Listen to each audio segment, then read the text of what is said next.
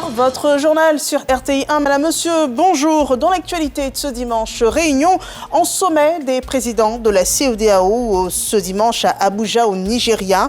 Le Bénin, la Guinée-Bissau et le terrorisme sont au cœur des échanges, des enjeux régionaux de portée sécuritaire que nous développerons au cours de cette édition. Dans l'ordre du jour de ce journal, Noël solidaire avec le sapin médical, une parenthèse féerique pour les enfants atteints de cancer. La première dame, Dominique Ouattara, offre 200 cadeaux et un van en soutien aux enfants malades. Et puis l'actualité internationale retient cette attaque antisémite en Australie. Au moins 11 personnes ont péri sous les coups d'une fusillade sur une plage de Sydney. La fusillade visait la communauté juive qui célébrait ce dimanche le premier jour de Hanouka.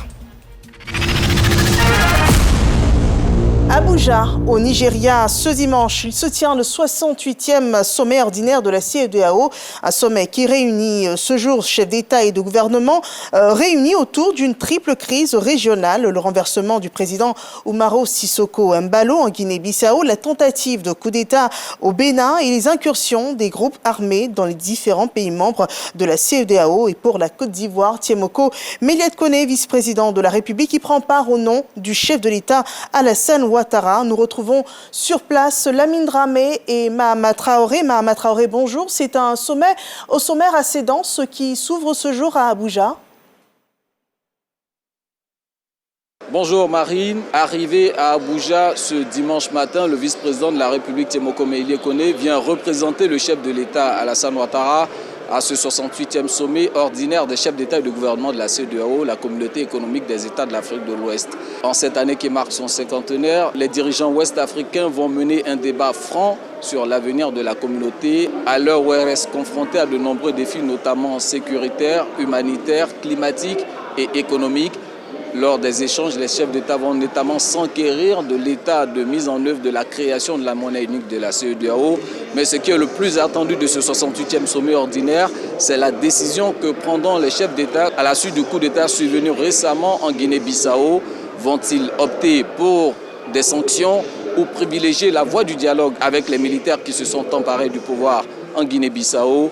On en saura plus à l'issue du huis clos de ce sommet.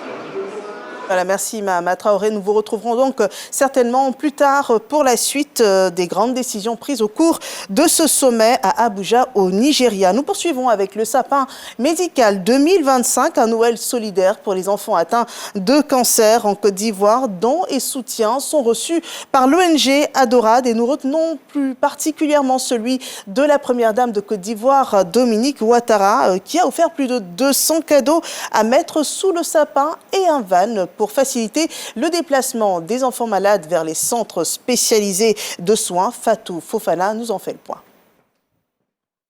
À quelques jours de Noël, l'ONG Adorade offre une parenthèse enchantée aux enfants atteints de cancer.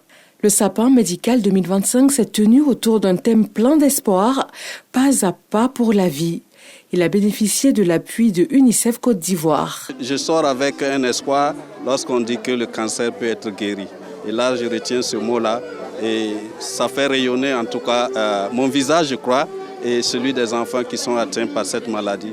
Et je souhaite que beaucoup d'actions soient menées dans le sens donc de les soulager de cette maladie-là. L'initiatrice de cet événement solidaire a sensibilisé au dépistage précoce et fait un plaidoyer au nom des parents d'enfants atteints de cancer en Côte d'Ivoire. La bonne nouvelle que je voudrais vous annoncer ce soir, c'est qu'on guérit du cancer chez l'enfant.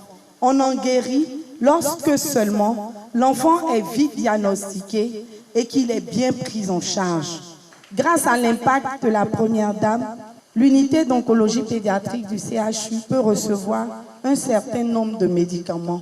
Nous lui disons merci, mais il y a encore beaucoup à faire.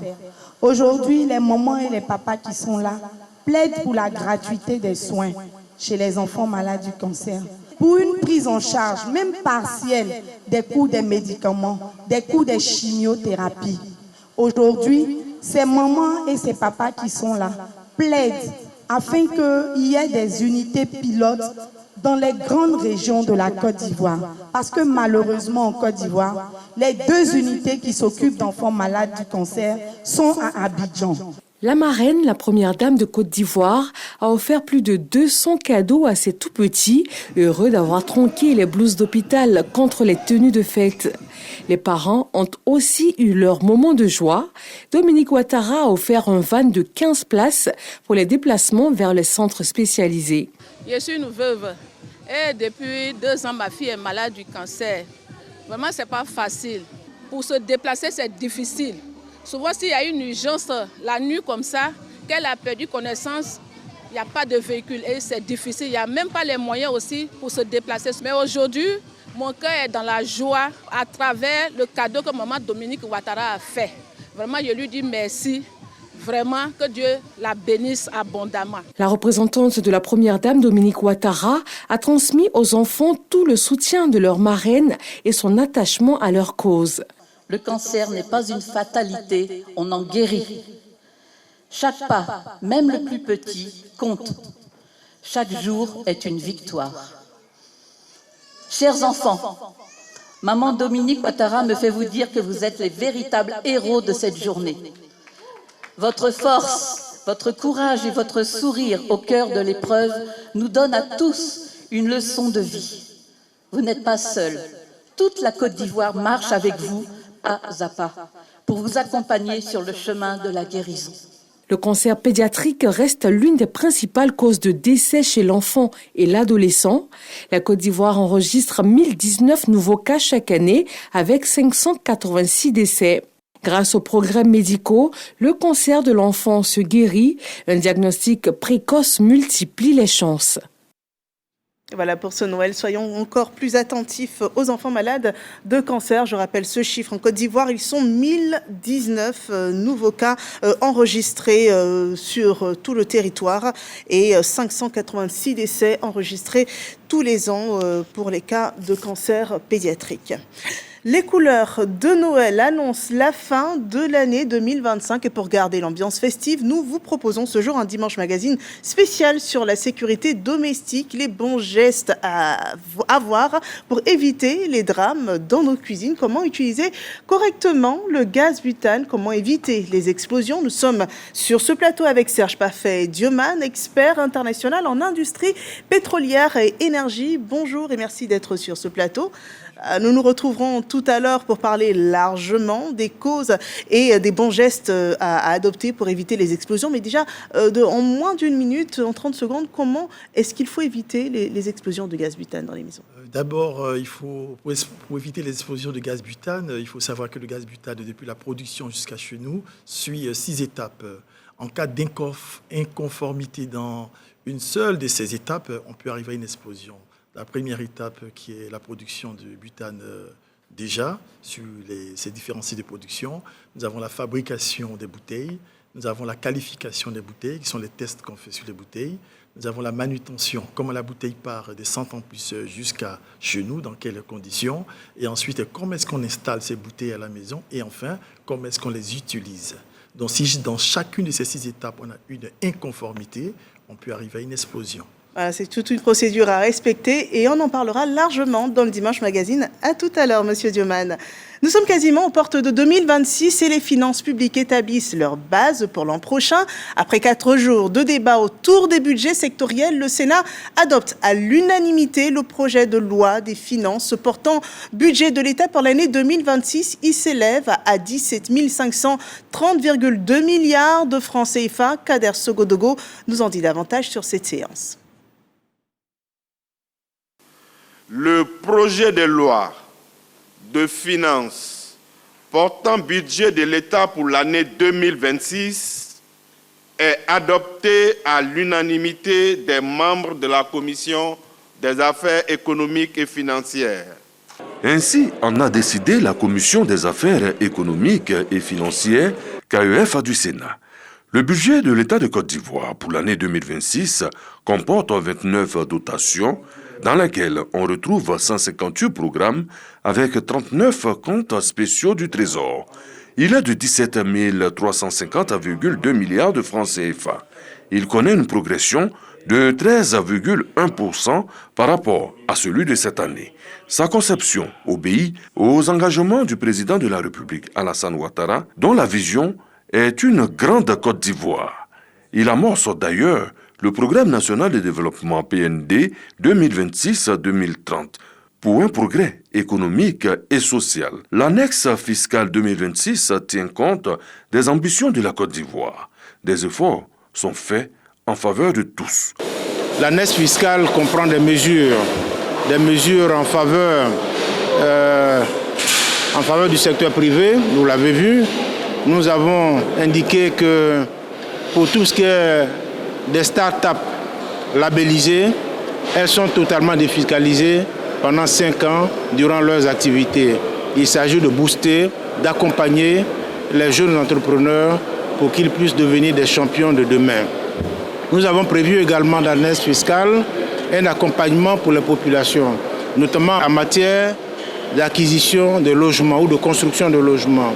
Là, vous avez vu également qu'il y a des crédits d'impôt qui sont accordés.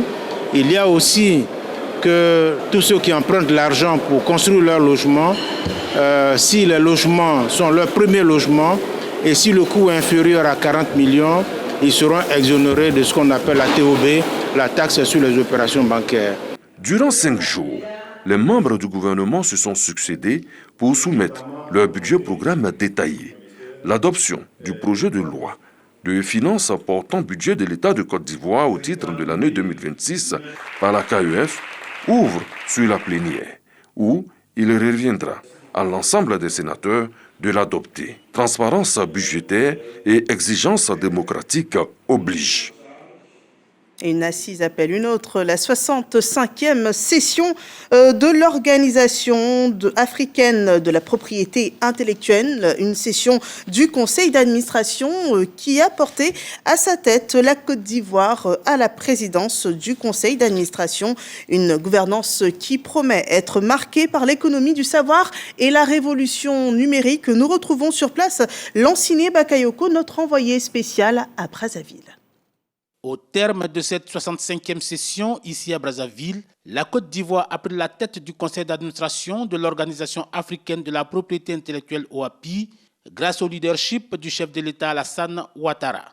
Par cet acte, le nouveau président, Souleymane Diarra-Souba, ministre du Commerce et de l'Industrie, reçoit les dossiers des mains de son prédécesseur et homologue, le Congolais Thomas Fila Saint-Eudes. Une économie innovante est un système qui valorise la création, le développement et la valorisation de nouvelles idées pour stimuler la croissance, la productivité et le bien-être en s'appuyant sur la recherche, la technologie et des politiques de soutien. Avant l'inventaire du ministre Thomas Fila Saint-Eudes, les experts ont identifié d'autres leviers stratégiques pouvant accélérer les transformations économiques de l'Afrique.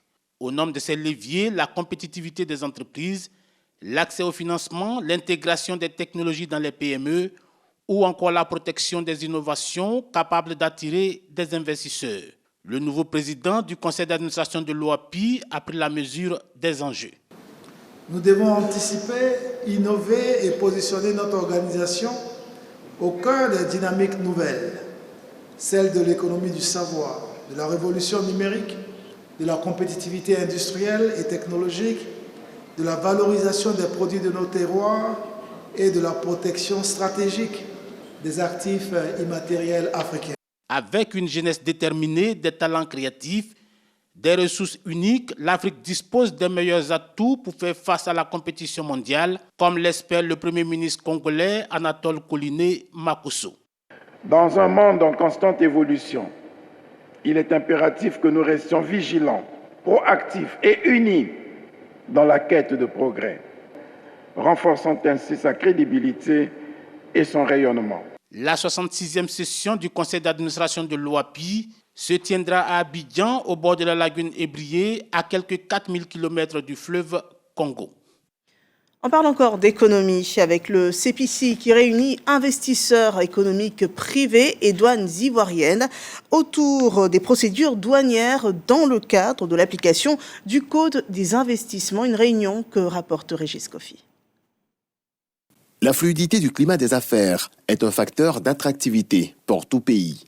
Le CEPICI, le Centre de promotion des investissements en Côte d'Ivoire, le sait si bien, lui qui est la porte d'entrée pour les investisseurs. À Grand Massam, une table ronde réunit opérateurs économiques et douanes pour faire la lumière sur le code des investissements et les procédures douanières. La table ronde aujourd'hui a pour objectif d'harmoniser les procédures douanières avec la gestion du code des investissements. Aujourd'hui, effectivement, le code des investissements est un de nos outils d'attraction des investissements. Mais pour que cet outil soit véritablement opérationnel, la lisibilité de ce code des investissements, l'implantation et surtout l'exécution des exonérations sont importantes. Ces exonérations doivent être exécutées, appliquées dans toute leur totalité, en pleine lisibilité avec le secteur privé et l'administration douanière. À cette rencontre de 2 jours, le CPC souhaite des échanges francs, ouverts pour analyser les défis rencontrés et déboucher sur des points de vue convergents. C'est une opportunité qui nous est donnée pour décliner les procédures en matière douanière. C'est une opportunité qui nous est donnée pour présenter tout l'arsenal juridique que nous avons, qui nous aide donc à contribuer de façon significative à l'embellie économique. Cette initiative est la première d'une série de tables rondes thématiques qui serviront de plateforme de consultation permanente et périodique pour favoriser la coopération entre les entreprises et les services de l'État. Le secteur du tourisme en Côte d'Ivoire tient absolument à ses codes et met en lumière tous les acteurs qui participent à son rayonnement. La cérémonie des Sublimes du tourisme 2025 a décerné 33 prix dans ce cadre, suivant ce rapport de Michel Mambo. Ils auront sublimé par leurs actions le secteur du tourisme en Côte d'Ivoire le long de l'année 2025. Les Sublimes du tourisme honorés à cette cérémonie de distinction, et c'est Florence Koné, initiatrice du Festival des Grillades, qui s'arroge la Palme d'Or. Ça fait 18 ans que le Festival des Grillades existe. Avoir cette reconnaissance, c'est un honneur, mais c'est aussi un encouragement pour nous, pour aller plus loin. L'événement s'inscrit dans le cadre du concept Sublime Côte d'Ivoire, une stratégie nationale pour booster la destination Côte d'Ivoire. Le ministre du Tourisme, Siandou Fofana, s'en félicite. 8,6% du PIB généré par le secteur du tourisme à ce jour, 560 000 emplois. Aujourd'hui, le tourisme de notre pays, c'est un secteur de loisirs dynamique qui contribue à faire de la Côte d'Ivoire un hub de divertissement et de loisirs. Et la Côte d'Ivoire s'affirme comme la 3e destination d'affaires après le Nigeria et le Maroc. Plusieurs personnalités également honorées, parmi lesquelles la présidente du Sénat, Kandia Camara, et le président du Conseil économique, social, environnemental et culturel, Eugène Akaoueli. Monsieur le ministre, votre action traduit fidèlement la vision du président de la République, son Excellence M. Alassane Ouattara, qui a fait de la Côte d'Ivoire une nation en marche, une nation debout, une nation ambitieuse, convaincue que bâtir une grande nation, c'est bâtir une nation attractive, une nation où on a envie de découvrir, de séjourner, d'investir. La distinction qui m'est accordée ce soir, je la reçois avec beaucoup d'humilité. Elle me rappelle avant tout que le développement d'un secteur aussi transversal que le tourisme repose sur un engagement collectif et sur une synergie constante entre les institutions, les collectivités territoriales, le secteur privé et les communautés locales. Au total, 33 prix décernés à cette 4e édition. Le prix Sublime des Sublimes 2025 s'en tire avec 10 millions de francs CFA. Le secteur de la santé a aussi ses acteurs clés aux actions à fort impact. Pour ce qui est de la lutte contre le cancer de l'utérus, l'ONG Médecins du Monde enregistre de grandes actions, plusieurs actions, notamment des projets de prévention, de dépistage, mais aussi de prise en charge. L'organisation fait le bilan de toutes ces actions sur le territoire ivoirien. On le voit dans ce rapport de Evelyne Yao, Amidia Rassouba et Adama Kéré. La lutte contre le cancer du col de l'utérus, l'ONG Médecins du Monde en a fait son combat. La structure a initié des projets de prévention, de dépistage et de prise en charge. Après plusieurs mois d'activité, l'heure est au bilan. Ce programme a pour objectif de dépister les femmes en population générale du cancer du col de l'utérus. Déjà des choses qui ont été faites pour pouvoir poursuivre le travail, puisque les projets qui sont actuellement menés par Médecins du Monde se terminent à la fin de l'année 2025. J'ai été dépistée et j'ai été accompagnée par l'ONG Médecins du Monde. Ils m'ont aidé dans le traitement, ce sont eux qui ont payé tous les frais. Je leur dis merci. Ce projet vise à réduire l'incidence du cancer du col de l'utérus grâce à un dépistage précoce et gratuit, suivi d'une prise en charge. Environ 21 000 femmes des communes d'Abobo et de San Pedro reçoivent l'assistance de l'ONG Médecins du Monde. C'est 70% de femmes cibles dépistées. Et donc, on essaie de tendre vers ça dans les zones où on met en œuvre les projets. On fait l'effort de traiter au moins 90% des lésions précancéreuses. Parce que ce sont ces lésions-là qui finissent par devenir le cancer si elles ne sont pas traitées. Créé en 1986 en Côte d'Ivoire, Médecins du Monde a pour mission d'assurer l'accès aux soins de santé aux populations les plus vulnérables. Et en Côte d'Ivoire, à côté de la sensibilisation pour la santé, il y a la sensibilisation à la cohésion sociale. Suivons cette action menée dans le Bunkani auprès des populations. Le récit de Jean-Marc Djadji. Philippe Yin, président du conseil régional du Bunkani, en tournée dans les régions du Tongpi et de l'Indéni-Djuablin. Avec son bâton de pèlerin, il instruit les populations de ces zones sur les valeurs de cohésion sociale et de solidarité. Dans les villes de Mans et d'Anibilécro, cadres et élus ont exprimé leur adhésion à l'initiative. Éventuellement, les communautés iront avec ce message de paix, de cohésion et de solidarité. Encore une fois, au nom du maire Sienou Fofana, nous voudrons dire merci. Parce que dans notre région, le président a fait beaucoup. Sans la cohésion, il n'y a pas de communauté. Donc nous voulons vraiment que cette cohésion sociale-là soit effectivement à Animbilécro ici. Le président Philippe Yin s'engage à travers cette sensibilisation à faire des populations des vecteurs de l'ivoirien nouveau, comme prôné par le président de la République, Alassane Ouattara. Surtout en cette période électorale qui généralement sont des périodes assez sensibles, assez difficiles, que nous puissions donc sensibiliser nos parents à suivre le droit chemin, le bon chemin, le chemin du vivre ensemble, le chemin de la préservation des acquis et surtout la voie du développement, la voie du travail ensemble main dans la main pour une cité plus belle parce que unie, parce que vivant ensemble dans la cohésion. Après les villes de Mans et d'Anibilécro, le président du conseil régional du Bunkani, Philippe Yin, étendra sa tournée de paix aux autres régions du pays, surtout en cette période électorale à venir. Et la culture est aussi facteur de cohésion. On en parle justement avec le Massa qui annonce sa 14e édition consacrée aux arts du spectacle en Afrique, outil d'intégration économique et sociale. On en parle avec Brigitte Zamblé et Régis Kofi. Alice Rendé du Brésil. Noli Timere. Ils sont connus, ces groupes qui animeront la 14e édition du marché des arts du spectacle africain d'Abidjan, Massa. Un comité d'experts vient de lever le voile. Après analyse de près de 2000 dossiers, 60 groupes issus de 28 pays seront en attraction dans 12 disciplines au mois d'avril prochain, dans le cadre du Massa Marché. Du côté du Massa Festival, qui offre des performances artistiques des compagnies étrangères, 39 groupes ont été sélectionnés. Cette année, le Massa promet marquer les esprits avec des innovations majeures. Nous allons mettre un accent particulier sur la jeunesse, mettre un accent sur la participation féminine. Nous avons donc ce village qui va nous permettre donc d'accueillir des jeunes publics, des publics en famille. L'une des innovations, c'est aussi le village de l'innovation qui va nous permettre de montrer aujourd'hui ce que nos artistes sont capables de faire avec le numérique. Autre innovation, ce sera donc le premier gala que nous allons organiser des danses et musiques patrimoniales d'Afrique. Le marché des arts du spectacle africain d'Abidjan, Massa, est prévu se tenir du 11 au 18 avril 2026 à Abidjan.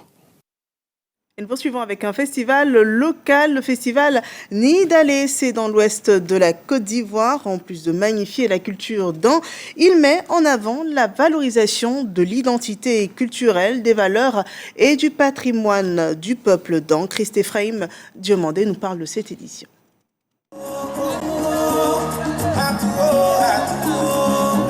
rythme des mélodies traditionnelles mêlées à des sons modernes, 15 jeunes filles ont défilé sur la scène du festival Nidalé sous les applaudissements d'un public enthousiaste. Chacune a révélé son talent, sa prestance et la richesse culturelle qu'elle incarne, offrant un reflet unique de l'identité du peuple Dan. Toutes partagent un même objectif, remporter la couronne du Senga, symbole de beauté, de dignité et de fierté culturelle. Durant la soirée, ces candidates se sont succédés dans les tenues traditionnelles aux motifs emblématiques. Par leurs pas, leurs gestes et l'éclat de leurs tenues, elles ont défilé avec grâce et élégance, mêlant traditionnel et modernité.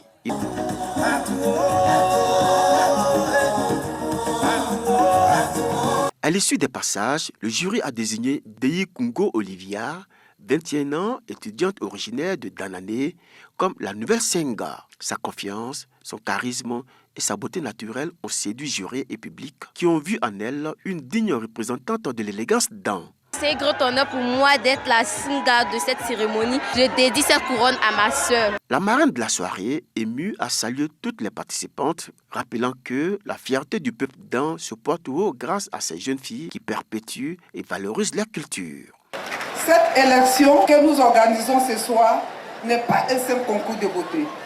Elle est l'occasion de célébrer la femme du Tompi dans toute sa dimension. Sa beauté certes, mais son intelligence, sa dignité, son engagement et son rôle essentiel dans le développement de nos communautés. La cérémonie s'est achevée dans la convivialité et la reconnaissance. Le titre de deuxième dauphine ou Wenga en langue Dan a été attribué à Guy Saint-Tiche, 21 ans, commerçante à Mans, tandis que Larissa Kban, originaire de Sipilo, a remporté la troisième place ou Zenga grâce à sa prestance remarquable. Et en Côte d'Ivoire, on retient aussi dans notre culture les cultures de café et de cacao. Nous partons d'ailleurs sur la route du café et du cacao en vous donnant tout ce qu'il faut savoir sur les licences d'affaires. Eh bien, c'est consigné dans une œuvre littéraire, celle de Zakaria Kosporé. Il explique avec des mots simples comment naissent le café et le cacao en Côte d'Ivoire et comment ils circulent sur le territoire jusque sur les marchés internationaux, suivant ce reportage de Massanji Touré. Sur la route du café et du cacao, tout ce qu'il faut savoir sur les licences d'affaires. Maître Traoré Souleymane nous guide au cœur d'une filière essentielle pour le développement de la Côte d'Ivoire. Avec des mots simples, il explique comment le café et le cacao sont cultivés, récoltés puis vendus à l'intérieur du pays. Ce livre comporte 123 pages et divisé en 3 parties. Il est le deuxième essai littéraire de Maître Traoré Souleymane. À travers cet ouvrage, l'auteur rend cette filière plus proche, plus compréhensible. Il permet au lecteur de découvrir pas à pas le parcours du café et du cacao, mais aussi le travail de ceux qui vivent de cette richesse agricole ivoirienne. Et nous partons sur une activité religieuse, une messe d'action de grâce à la paroisse Saint-Joseph, artisan de la communauté catholique de Bayota. Le récit de Grâce Kando. Enseigner, sanctifier et gouverner, 3 missions principales qui résument la vie du prêtre dans l'Église catholique. Voici donc 30 ans que le père Évariste Zézé, fils de la paroisse Saint-Joseph artisan de Bayota, dans l'archidiocèse de Gagnoa, s'est engagé à la suite du Christ. Une messe d'action de grâce en présence de l'ordinaire du lieu, Monseigneur Jean-Jacques Kofi Kofi, pour marquer l'événement. Pendant ces 30 ans, ce que je retiens, c'est la fidélité de Dieu à mon humble endroit. Avec mes limites, j'ai essayé un temps, soit peu, d'œuvrer pour lui et pour mes frères. Je lui dis merci de sa fidélité et lui demande encore des jours pour continuer le parcours. Que la puissance de l'Esprit Saint m'investisse davantage pour que je continue le chemin. Aujourd'hui, c'est une grande joie pour nous en tant que communauté, mais en tant que fidèles paroissiens aussi, de savoir que notre frère continue sa marche à la suite du Christ. Depuis 30 ans qu'il a été ordonné, il n'a pas baissé en intensité et nous voulons l'accompagner de nos prières surtout parce que c'est de cela qu'il a le plus besoin en ce moment. Le père Évariste Zézé a été ordonné le 9 septembre 1995 à la cathédrale Saint-Paul du Plateau à la faveur du centenaire de l'Église catholique de Côte d'Ivoire. Il est actuellement curé de la paroisse Notre-Dame du Sacré-Cœur de Champigny-sur-Marne dans le diocèse de Créteil en France depuis 2021. L'actualité hors de nos frontières, une attaque antisémite en Australie, au moins 11 personnes ont perdu la vie dans une fusillade visant la communauté juive sur la plage de Bondi à Sydney. Les deux assaillants, dont l'un d'eux a été tué et l'autre serait dans un état critique. La fusillade visait, on le rappelle, la communauté juive qui organisait un événement sur la plage fêtant le premier jour de Hanouka selon les autorités locales. Nous passons à présent au Dimanche Magazine.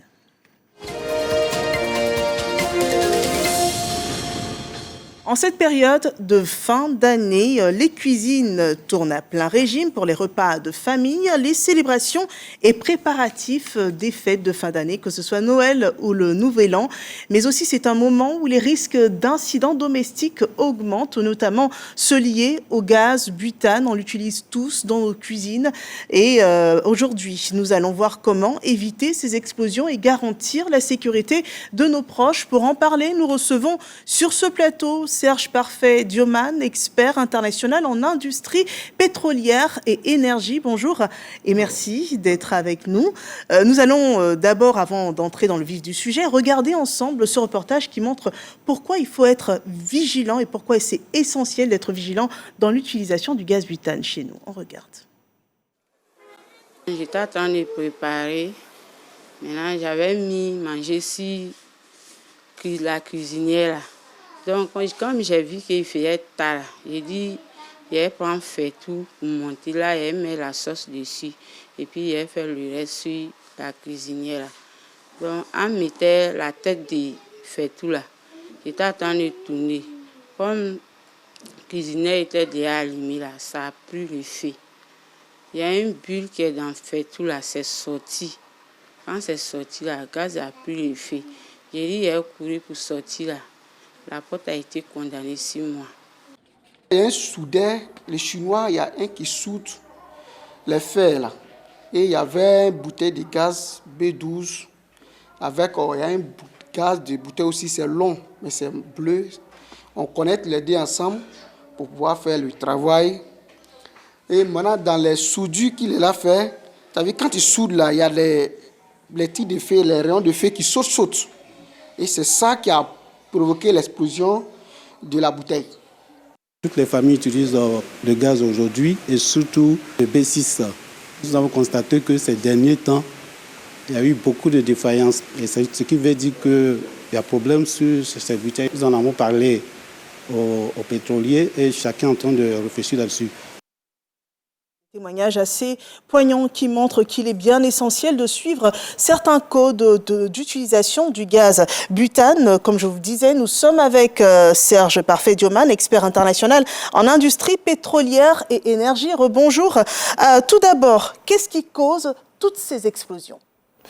Ces explosions sont causées par une inconformité, c'est-à-dire une rupture dans la chaîne, les 6 maillons de la chaîne du gaz quand il part depuis la plateforme pétrolière jusqu'à nos domiciles. Et donc, le premier maillon que j'avais évoqué tout à l'heure, c'est la production du gaz butane en lui-même, c'est-à-dire la qualité du gaz. Est-ce que c'est là-bas ?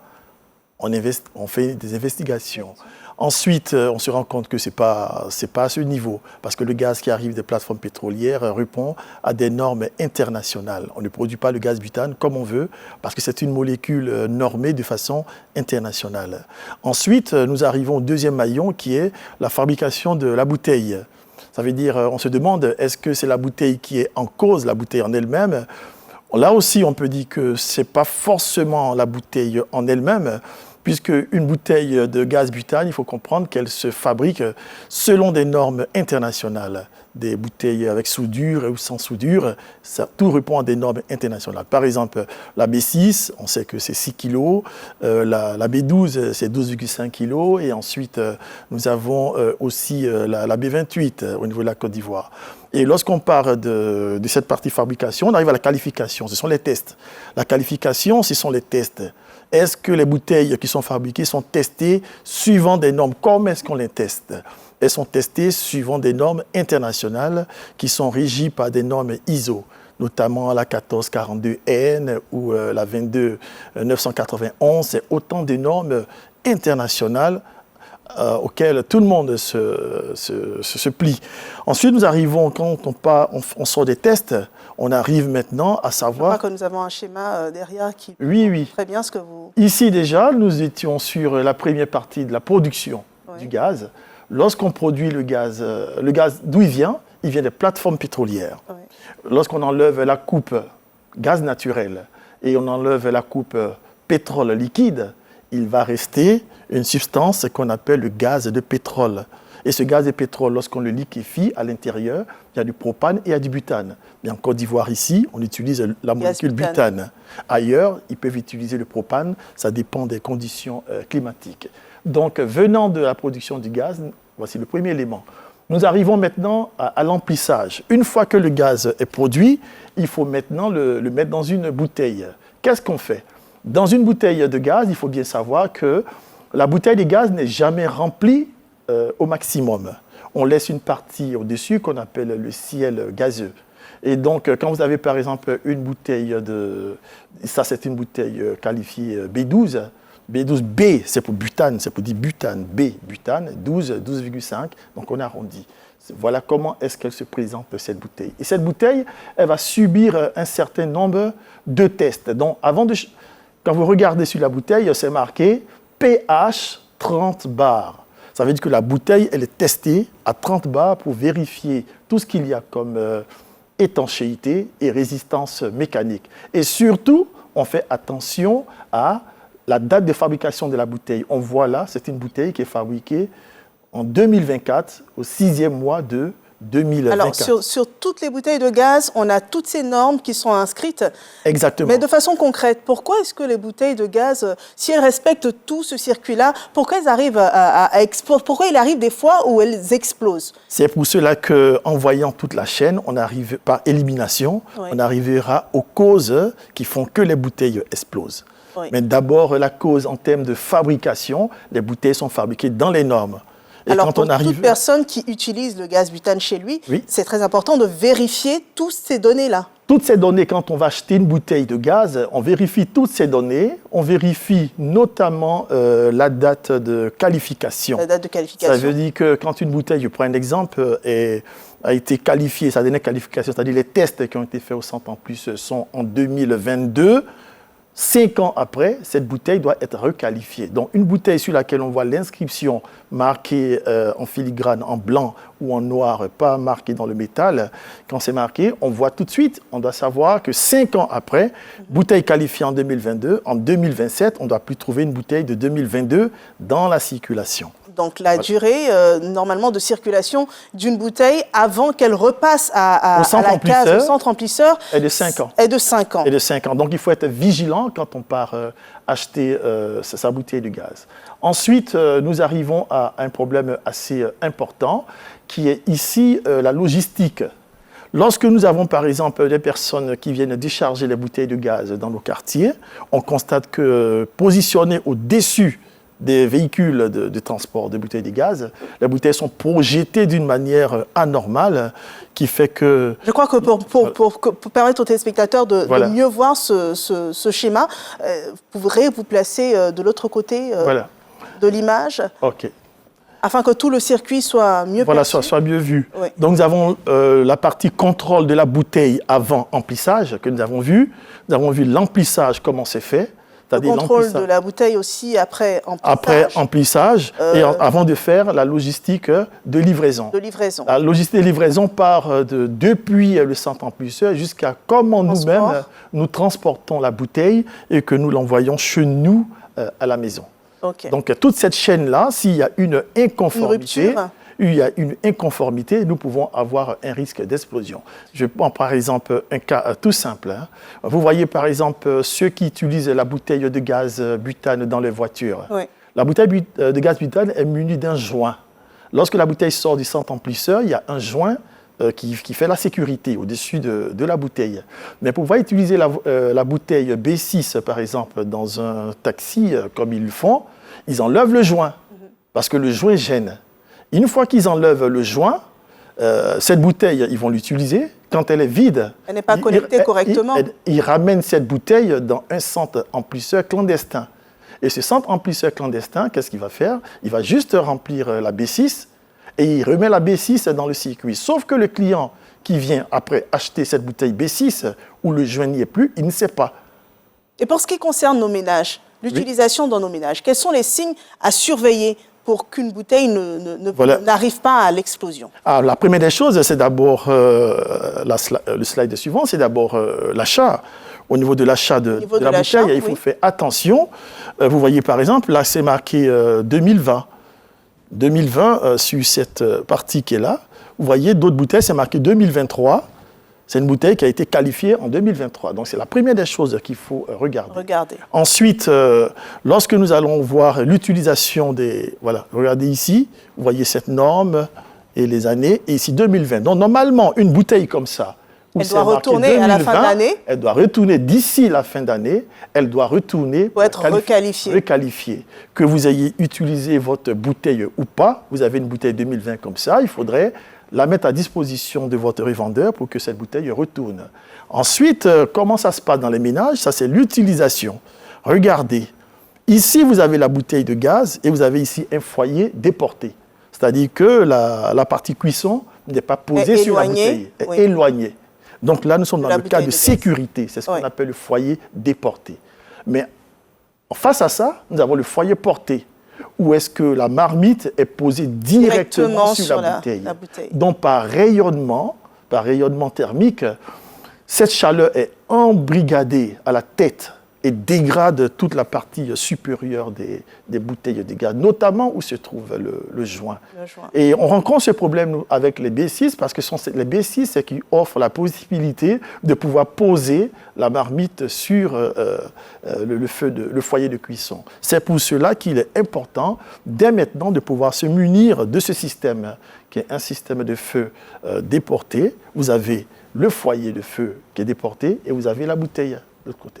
Alors, lorsqu'une bouteille est sur le point d'exploser, est-ce qu'il y a des signes qui sont perceptibles? Ah oui. Lorsqu'une bouteille est sur le point d'exploser, il y a quand même des signes. Le premier signe, c'est d'abord, parce que pour qu'il y ait explosion, il faut qu'il y ait un carré de feu. Oui. Le carré de feu, ça veut dire qu'il faut d'abord qu'il y ait une fuite de gaz. Donc, on va sentir la fuite de gaz d'abord. L'odeur du gaz? L'odeur du gaz. Mais il faut comprendre que le gaz butane n'a pas d'odeur. Ce qu'on sent comme odeur, c'est un traceur olfactique qu'on met dans le gaz pour qu'on puisse sentir quand ça fuit. Donc, c'est pas... Donc, il y a une fuite dans l'air. Il y a une fuite dans l'air. Donc, il faut d'abord qu'il y ait... Ensuite, il faut qu'il y ait de l'air. Oui. C'est-à-dire qu'il faut qu'il y ait les conditions d'air, le deuxième élément du carré de feu. Ensuite, il faut qu'il y ait une flamme, quelque chose qui puisse activer le feu. Et en quatrième et dernier élément du carré du feu, il faut que tous ensemble soient dans une concentration donnée. Je prends un exemple, le butane, pour que ça puisse exploser, il faut que le butane soit dans l'air, dans des conditions de concentration de entre 1,8 et puis 8,4% pour que ça puisse exploser. Ce qui veut dire que quand on commence à sentir l'odeur déjà, il faut essayer de casser ce carré de feu. Par exemple, quand on veut aller au combustible, maintenant on reprend la chaîne du carré de feu. Puisque c'est le combustible, on peut couper. Là, c'est pour supprimer la partie combustible. Ou bien, au niveau de l'air, si on constate qu'on a cette fuite, on peut aérer pour la pièce pour ventiler. On casse le carré de feu. Pendant qu'on casse le carré de feu, également aussi, si nous voulons entrer dans la pièce et que nous avons, par exemple, un téléphone portable, par exemple, on sent qu'il y a du gaz, n'utilisez pas... On évite tout contact électrique? Tout contact électrique, n'allumez pas la lumière, n'utilisez pas le téléphone portable pour appeler les gens, et tout ça, ne le faites pas. Et si vous voulez aérer, par exemple, vous êtes dans une cuisine européenne, comme on dit chez nous, cuisine européenne, cuisine africaine, qui est souvent à l'extérieur. Oui. S'il y a du gaz dans la cuisine européenne, on a dit d'aérer. Il ne faut pas aérer comme ça. Parce que si la cuisine africaine est là-bas, avec un foyer où il y a du feu, voilà, on fait attention à ça. Alors, est-ce qu'il y a des équipements à avoir et garder chez nous, surtout dans nos cuisines? Ah oui, bien sûr. Ce qu'il faut avoir, il faut avoir un extincteur d'hydrocarbures. Hein, parce que tous les extincteurs ne sont pas faits pour les hydrocarbures. Donc, la classe qui correspond aux hydrocarbures, c'est un extincteur qui correspond à ça. Et donc, une fois que nous avons toute cette chaîne, il faut savoir comment correctement brancher une bouteille de gaz. Je crois que tous ces éléments-là seront partagés à nos téléspectateurs sur nos différents canaux, des éléments que vous nous avez rapportés. Et je pense que c'est la fin de ce Dimanche Magazine. Exact. J'espère que tous les points, en tout cas chez vous, que vous avez reçus, toutes les informations clés et essentielles sur comment éviter les explosions de gaz butane et comment utiliser de manière optimale et sécuriser vos bouteilles de gaz. C'est la fin donc de ce Dimanche Magazine. Nous recevions sur ce plateau monsieur Serge Parfait-Dioman, expert international en industrie pétrolière et énergie. Il nous partageait tous les bons plans et tous les bons gestes à adopter et à avoir pour éviter les explosions de gaz butane dans nos maisons. Merci de nous avoir suivis. Nous ne saurons terminer cette édition d'information sans vous rappeler ce nouveau rendez-vous d'information de tous les dimanches après-midi. Il s'agit du JR, le journal des régions, à suivre dès 15h tous les dimanches sur RTI 1 en direct des studios RTI de Bouaké. Suivez donc tout à l'heure la deuxième édition du JR avec Doris et Vendée depuis RTI Bouaké. Je vous souhaite un bel après-midi sur RTI 1.